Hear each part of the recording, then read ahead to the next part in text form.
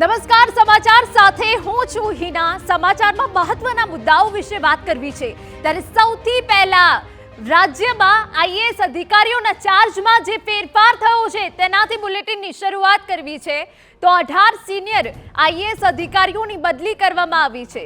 Senior IAS અધિકારી એમ.કે. દાસની 3 વર્ષે સીએમઓમાં ફરી એન્ટ્રી થઈ છે, જ્યારે મુખ્યપ્રધાનના અધિક મુખ્ય સચિવ તરીકે એમ.કે. દાસની નિમણૂક કરવામાં આવી છે। રાજીવ ટોપનો પણ ગુજરાત કેડરમાં પરત ફર્યા।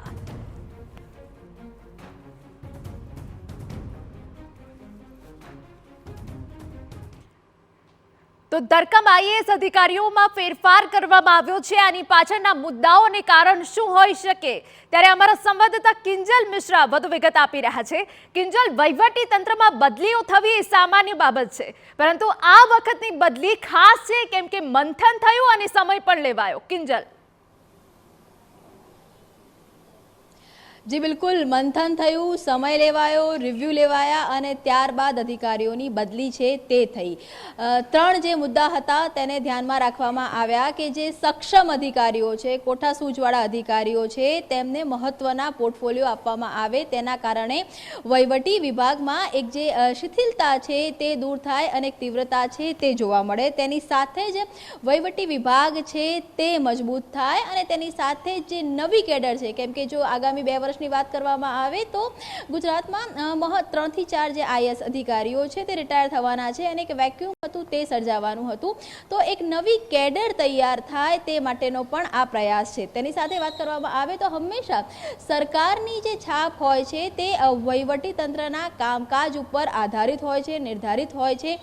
જેટલું જે વહીવટી તંત્ર જેટલું મજબૂત હોય છે, સુદૃઢ હોય છે, પોલિસી નિર્ણય આવતા હોય છે અથવા તો ટ્રબલ શૂટરની ભૂમિકામાં હોય છે, તેનો સીધો લાભ છે તે સરકારને થતો હોય છે। મહત્વની બાબત એ છે કે જો ભાજપની વાત કરવામાં આવે તો એક જે દૂરંદેશી હોય છે તે હંમેશા જોવા મળતી હોય છે। 2022 વિધાનસભાની જે ચૂંટણીના પરિણામ આવ્યા ત્યારબાદ સ્વાભાવિક છે કે 2027માં એ લેન્ડમાર્કને ટચ કરવો એ ખૂબ જ મુશ્કેલ છે। 156 ક્રોસ કરવા અત્યારથી એવો ગણગણાટ છે, મુશ્કેલ છે, પરંતુ 2027ની ચૂંટણી પહેલા સરકારમાં વહીવટી તંત્રમાં મહત્વના નિર્ણયો લેવામાં આવે, નિર્ણયો ઝડપથી લેવામાં આવે, સુચારુ પ્રકારે કામગીરી થાય તે ખૂબ જ જરૂરી હતું અને તેની માટે જે અધિકારીઓ છે તેમની એક જે પોસ્ટિંગ હતી તે જરૂરી છે। જો આપ એમ.કે. દાસની જ વાત કરીએ તો એમ.કે. દાસ એ રૂપાણી સરકારમાં ટ્રબલ શૂટરની ભૂમિકામાં હતા। કે કૈલાસનાથનની વાત કરવામાં આવે તો નરેન્દ્ર મોદી ગુજરાતના મુખ્યપ્રધાન હતા ત્યારથી લઈને ભૂપેન્દ્ર પટેલ મુખ્યપ્રધાન રહ્યા ત્યાં સુધી તેમને અનેકવાર એક્સટેન્શન મળ્યું, એટલે કે પોલિટિકલ અને વહીવટી સૂઝ એ કે કૈલાસનાથનમાં હતી। પરંતુ સ્વાભાવિક છે કે તેમને હવે પોંડિચેરીના રાજ્યપાલ બનાવવામાં આવી રહ્યા છે। તો અત્યાર સુધી આ જગ્યા ઉપર સીએમઓ કાર્યાલયમાં 2 અધિકારીઓ હતા, જેની જગ્યાએ એમ.કે. દાસની પણ એન્ટ્રી થઈ છે અને એમનો એક અનુભવ રહ્યો છે ટ્રબલ શૂટરની ભૂમિકામાં। તો પંકજ જોશી, અવંતિકા સિંહની સાથે હવે એમ.કે. દાસ પણ ત્યાં કામ કરશે। એક જે સીધા નિર્ણય અને મહત્વના જે નિર્ણય લેવાના હોય છે તેમાં તેમની સીધી ભૂમિકા જોવા મળશે। 18 બદલીઓમાં બીજા જે 2 મહત્વના નામ છે એ છે રાજીવ ટોપનો અને ટી નટરાજન। આ બંને ગુજરાત કેડરના અધિકારીઓ છે કે જેમને દિલ્હી ડેપ્યુટેશન ઉપર હતા। રક્ષા મંત્રાલયની વાત કરવામાં આવે કે પીએમઓ કાર્યાલયની વાત કરવામાં આવે, બંને અધિકારીઓને અનુભવ છે। એક જે પોલિસી એની અંદર વાત કરવામાં આવે તો સુદૃઢ પોલિસી ઘડવાનો તેમને અનુભવ છે અને એ જ કારણ છે કે આપ જુઓ કે જો જ્યાં ટી નટરાજનની વાત કરવામાં આવે તો તેમને નાણાં વિભાગનો હવાલો સોંપવામાં આવ્યો છે। તો તેની સાથે જ રાજીવ ટોપનોની વાત કરવામાં આવે તો જીએસટીના કમિશનર બનાવવામાં આવ્યા છે, એટલે કે દિલ્હીથી ગુજરાત કેડરમાં પરત વાપસી કરવામાં આવી છે। જયંતિ રવિની વાત કરવામાં આવે, જયંતિ રવિ એ ખૂબ જ કહી શકાય કે એક સિનિયર અધિકારી અને તેમને પોંડિચેરીમાં ટૂંક સમય પહેલા મોકલવામાં આવ્યા હતા। 2 વર્ષ જેટલો સમય કાર્યકાળ તેમનો પોંડિચેરીમાં પણ થયો। રૂપાણી સરકારમાં કોરોના વખતે તેમની જે ભૂમિકા હતી તે ખૂબ જ મહત્વની રહી હતી। હાલાકી કેટલીક વખતે તેમના જે સાડી વિવાદના કારણે પણ તે ચર્ચામાં રહ્યા હતા, પરંતુ એ એમની ખૂબ જ મહત્વપૂર્ણ ભૂમિકા આરોગ્યની અંદર જયંતિ રવિની રહેલી હતી અને એ જ કારણ છે કે તેમની વાપસી થઈ છે અને તેમને મહેસૂલ જેવું મહત્વપૂર્ણ ખાતું છે તે સોંપવામાં આવ્યું છે। જો અધિકારીઓની વાત કરવામાં આવે તો અંજુ શર્માની વાત કરીએ કે મમતા વર્માની વાત કરીએ કે જયંતિ રવિની વાત કરીએ તો એક જે પ્રાધાન્ય આપવાની વાત હતી, વિમેન એમ્પાવરમેન્ટની વાત કરતા હોય છે। હાલાકી અધિકારીઓમાં જેન્ડર નથી, પરંતુ જે સ્કિલ્ડ અધિકારીઓ છે, આઈએએસ અધિકારીઓમાં પણ મહિલા અધિકારીઓ છે, તેમને એક મજબૂત ખાતા આ વખતે આપવામાં આવ્યા છે। મમતા વર્માની વાત કરવામાં આવે તો આપ જુઓ કે સોલારની વાત કરવામાં આવે કે ફાઇનાન્સ સચિવ તરીકેની વાત કરવામાં આવે, એક મહત્વની ભૂમિકા તેમણે ભજવી છે. ત્યારે તેમને ઇન્ડસ્ટ્રી અને માઇન જેવું મહત્વનું ખાતું છે તે આપવામાં આવ્યું છે. એ જ રીતે અંજુ શર્માની વાત કરવામાં આવે તો સૌથી મહત્વનું જે રાજ્ય માટે સૌથી જરૂરી છે, જેમ કૃષિ મંત્રી કે સહકારમાં મંત્રાલય કે મંત્રીઓ મજબૂત હોવા જોઈએ, તો તેની સાથે જ સચિવ પણ ખૂબ જ મજબૂત હોય અને તેની સાથે જ ઇનિશિયેટિવ લે તે પ્રકારનું હોવું જોઈએ. અંજુ શર્મા જ્યારે એજ્યુકેશનમાં હતા ત્યારે પણ તેમણે ખૂબ મહત્વના નિર્ણય લીધા હતા. શ્રમ રોજગારમાં હતા ત્યારે પણ તેમણે મહત્વની જે પોલિસીઓ હતી તે તૈયાર કરી હતી અને એ જ કારણ છે કે તેમને હવે સહકાર અને તેની સાથે જ કૃષિ છે તેનો પણ હવાલો સોંપવામાં આવ્યો છે.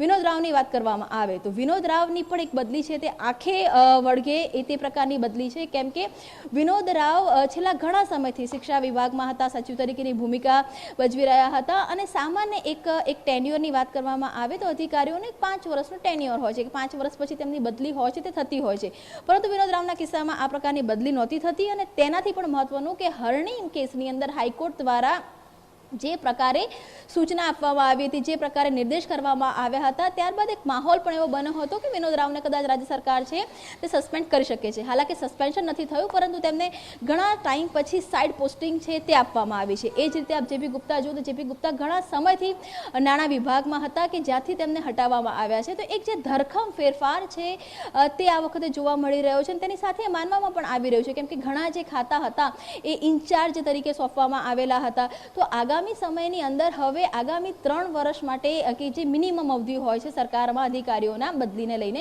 તો આગામી 3 વર્ષ માટે આ જ જે ચહેરાઓ છે, આ જ અધિકારીઓ છે જે મહત્વની પોસ્ટ ઉપર મહત્વના નિર્ણયો લેતા, અથવા તો કહી શકાય કે જે વહીવટી ભાષામાં જો કહેવું હોય તો કે જે બેકબોન છે, ગવર્મેન્ટની બેકબોનની ભૂમિકામાં આ જે અધિકારીઓ છે તે જોવા મળશે. અને 2027નું જે રોડમેપ છે તે અત્યારથી ક્યાંક ને ક્યાંક સરકાર તૈયાર કરવાનો પ્રયાસ કરી રહી છે અને તેના ભાગરૂપે આ પ્રકારની જે બદલીઓ છે જે થઈ છે કે જેની અંદર 3 જેટલા અધિકારીઓને દિલ્હીથી ગુજરાત કેડરમાં પરત બોલાવવામાં આવ્યા છે અને સરકારની અંદર જ કોરાણે મુકાયેલા કેટલાક જે અધિકારીઓ હતા, સ્કિલ અધિકારીઓ હતા, ટ્રબલ શૂટર અધિકારીઓ હતા, તેમને મહત્વના ખાતા છે તે આપવામાં આવ્યા છે. બિલકુલ કિંજલ, જે રીતે આપ જણાવી રહ્યા છો કે રાજ્ય સરકારનું વહીવટી તંત્ર માળખું જે છે મજબૂત થાય તેને ધ્યાનમાં રાખી બદલીઓ કરવામાં આવી, પરંતુ આ બદલીઓમાં સૌથી વધારે ધ્યાન ખેંચ્યું છે એ સીએમ કાર્યાલય ખાતે કે જ્યાં 2 ઉચ્ચ અધિકારીઓ હતા પહેલા, હવે 3 ઉચ્ચ અધિકારીઓ હશે. કિંજલ, બિલકુલ દેખો, કે કૈલાશનાથનની આપણે જે રીતે વાત કરીએ તો કે કૈલાશનાથન ન માત્ર નરેન્દ્ર મોદી મુખ્યપ્રધાન હતા ત્યારે, પરંતુ એક લાંબા સમયથી એ મુખ્યમંત્રી કાર્યાલયમાં મુખ્યમંત્રીના મુખ્ય અધિક સચિવની ભૂમિકામાં હતા. તેમનો રોલ માત્ર વહીવટી તંત્ર અથવા તો પોલિસી ડિસિઝન નહોતો, પરંતુ તેમના જો રોલની વાત કરવામાં આવે તો જે રાજકીય નિર્ણયો કેટલાક લેવાના હોય, પોલિટિકલ સૂઝબૂઝ હોય, એ સાથેના નિર્ણયો લેવાના હોય, તેની સાથે જ કેન્દ્ર સરકાર સાથેનું એક ટાઈઅપ કરવાનું હોય, તમામ ભૂમિકામાં હતા. તેમના જવાબથી સ્વાભાવિક છે કે એક વેક્યુમ સર્જાવાનું છે, કેમ કે એક લાંબા સમય સુધી એક વ્યક્તિ એક પ્રકારની જે ભૂમિકામાં અદા કરતા હતા. ત્યારે વાત કરવામાં આવે તો એમ.કે. દાસની ભૂમિકા અહીંયા ખૂબ જ મહત્વની છે. આના એક બીજા પણ કેટલાક અર્થ છે તે સચિવાલયની અંદર ગઈકાલથી ચર્ચાવા લાગ્યા છે કે આગામી 1.5 વર્ષની અંદર જે વર્તમાન સચિવ છે રાજકુમાર તે રિટાયર થઈ રહ્યા છે, તો સ્વાભાવિક છે કે તેમની જગ્યા પર પંકજ જોશીને પ્રમોશન મળી શકે, કેમ કે સિનિયોરિટીમાં સિનિયર મોસ્ટ પંકજ જોશી છે. તો પંકજ જોશી જો સીએસ બને છે તો તે વખતે પણ મહત્વના રોલની અંદર એમ.કે. દાસ રહી શકે છે, માફ કરશો, એમ.કે. દાસ રહી શકે છે, કેમ કે એમ.કે. દાસે પણ નરેન્દ્ર મોદીથી માંડી અને વિજય રૂપાણી સરકારમાં કહી શકાય કે મહત્વની ભૂમિકાઓ તેમણે અદા કરેલી છે. રેવન્યુની વાત કરવામાં આવે, કલેક્ટરની વાત કરવામાં આવે કે સચિવાલયની વાત કરવામાં આવે, તો હવે અને બીજું કે કોઈ એક જ અધિકારી દ્વારા કહી શકાય કે કોઈ પણ પ્રકારના નિર્ણયો લેવામાં નહીં આવે, એ પણ એક જે મેસેજ છે તે પણ મુખ્યપ્રધાન દ્વારા આપવાનો પ્રયાસ થયો છે કે આ એક ટીમ છે જે હંમેશા વાત કરવામાં આવતી હોય છે. તો આ ભૂપેન્દ્ર પટેલ 2.0 સરકારની આ વહીવટી તંત્રની એક મહત્વની ટીમ છે કે જેના જે 6 ચહેરા છે તે સીધી રીતે જોવા મળી રહ્યા છે. બિલકુલ કિંજલ, જે રીતે આપે કહ્યું એક મજબૂત ટીમ, ત્યારે મુખ્યમંત્રીએ આગામી 3 વર્ષનો રોડમેપ પણ તૈયાર કર્યો છે. આ મજબૂત ટીમ સાથે આ રોડમેપમાં કયા કયા એવા મુદ્દાઓ છે કે જેનો સમાવેશ કરવામાં આવ્યો છે? કિંજલ, દેખો 3 વર્ષની વાત કરવામાં આવે તો સતત આપ જુઓ કે કેબિનેટની અંદર પણ મુખ્યપ્રધાન દ્વારા સૂચનાઓ છે તે આપવામાં આવી રહી છે કે પ્રજાને હાલાકી ન થાય. કલેક્ટર વિભાગ દ્વારા પણ સૂચના આપવામાં આવી રહી છે કે લોકોને જે મહત્વના જે કામ છે, જે તલસ્પર્શી કામ છે તે ઝડપથી પૂર્ણ થવા જોઈએ. ખાસ કરીને રોડ રસ્તાની વાત કરવામાં આવે, જે કૃષિની અંદર સહાયની વાત કરવામાં આવે, પોલિસી ડિસિઝનની વાત કરવામાં આવે કે લોકોને લાગે અત્યારની જે પરિસ્થિતિ છે તેની અંદર લોકો એવું અનુભવે કે વર્તમાન સરકાર છે તેમના દ્વારા જે યોગ્ય પ્રકારની કામગીરી થઈ છે. જેમ કે ગઈકાલે સખી સંવાદ થયો. સખી સંવાદની અંદર કેટલીક જે બહેનો હતી ગૃહ ઉદ્યોગ સાથે જોડાયેલી, તે બહેનોએ પોતાના સારા રિવ્યૂ આપ્યા, પરંતુ કેટલીક જે બહેનો હતી તેમણે પોતાને કેવા પ્રકારની હાલાકી પડે છે તે પ્રકારની પણ વાત કરી કે જેને સુધારવા માટે તાત્કાલિક ધોરણે મુખ્યપ્રધાન દ્વારા કહેવામાં પણ આવ્યું. તેની સાથે જ પોલિટેકનિક જેવી જગ્યાઓ છે કે ત્યાં ગૃહ ઉદ્યોગ સાથે સંકળાયેલી બહેનો દ્વારા ટિફિન શરૂ થાય તો તેમને કામ આપવામાં આવે તે પ્રકારની વાત કરવામાં આવી. તો એવા નિર્ણયો, એવા નાના નિર્ણયો કે જેનાથી પ્રજા છે, લોકો છે તેને સરકાર પર ભરોસો આવે, અને એવા મહત્વના પોલિસી મેકિંગ નિર્ણયો કે જેનાથી ગુજરાતની જે ઇકોનોમી છે, આર્થિક બૂસ્ટઅપ છે તે મળે, અને ખાસ કરીને કોઈપણ પ્રકારના વિવાદો ન સર્જાય, કોઈપણ પ્રકારની જે વચેટિયાઓ છે કોઈપણ રીતે ન રહે, અને સીધો સંવાદ અથવા તો સીધા જે પ્રજાના લાભો છે તે પ્રજા સુધી મળે. અને ગુજરાતની વાત કરવામાં આવે તો આર્થિક તંત્ર મજબૂત થાય. ગ્રોથ એન્જિન તરીકે જ્યારે ગુજરાતની વાત થતી હોય તો તેમાં ખરેખર કામ થઈ રહ્યું છે પ્રકારનો મેસેજ જાય. આ પ્રકારના રોડમેપને ધ્યાનમાં રાખીને આ જે બદલીઓ છે તે કરવામાં આવી છે, અને એ જ કારણ છે આપ જુઓ કે આમાં કોમ્બિનેશન જોવા મળી રહ્યું છે કે સિનિયર અધિકારીઓ છે તેમને દિલ્હી હોય કે પોંડિચેરી હોય ત્યાંથી પરત બોલાવવામાં આવ્યા છે.